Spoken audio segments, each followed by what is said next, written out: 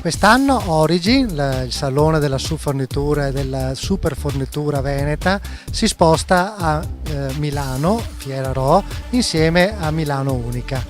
In questa occasione si aprono le porte di una platea più internazionale per le 21 imprese artigiane venete aderenti alla Confartigianato che hanno partecipato anche a questa nuova edizione. La formula è sempre la stessa, un salone di subfornitori divisi in 4 aree tematiche: tessile, stone, pelle e macchinari, quindi 4 aree tematiche dove le imprese possono far vedere le loro capacità produttive. Siamo però nell'ambito di Milano Unica, quindi un mix di imprese, di tessuti. Sotto questo padiglione si trova anche il MICAM, quindi la moda italiana si è data appuntamento in questi giorni a Milano e Origin non poteva mancare.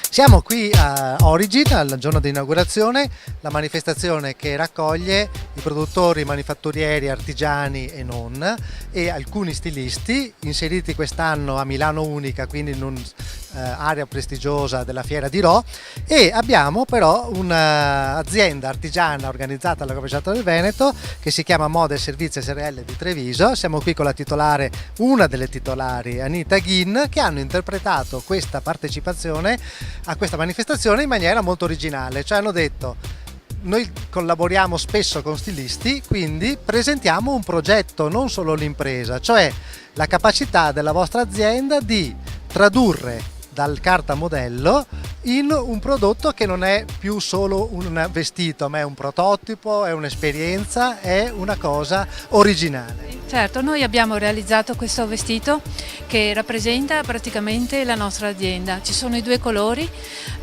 abbiamo pensato, io e la mia socia, caratterialmente siamo completamente diverse, quindi abbiamo pensato al bianco e al nero e una nota di arancio che rappresenta la creatività nostra.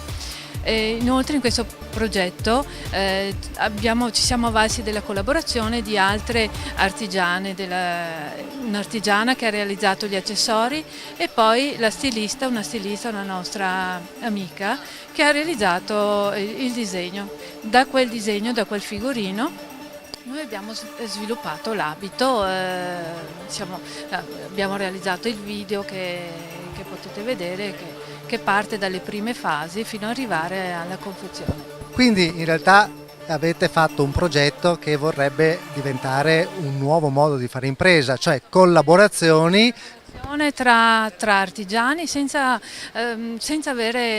egoismi, perché sono convinta che con la collaborazione ci sia opportunità per tutti. Un'altra cosa, lei porta una bellissima collana, ce l'ha anche appesa con l'altro vestito.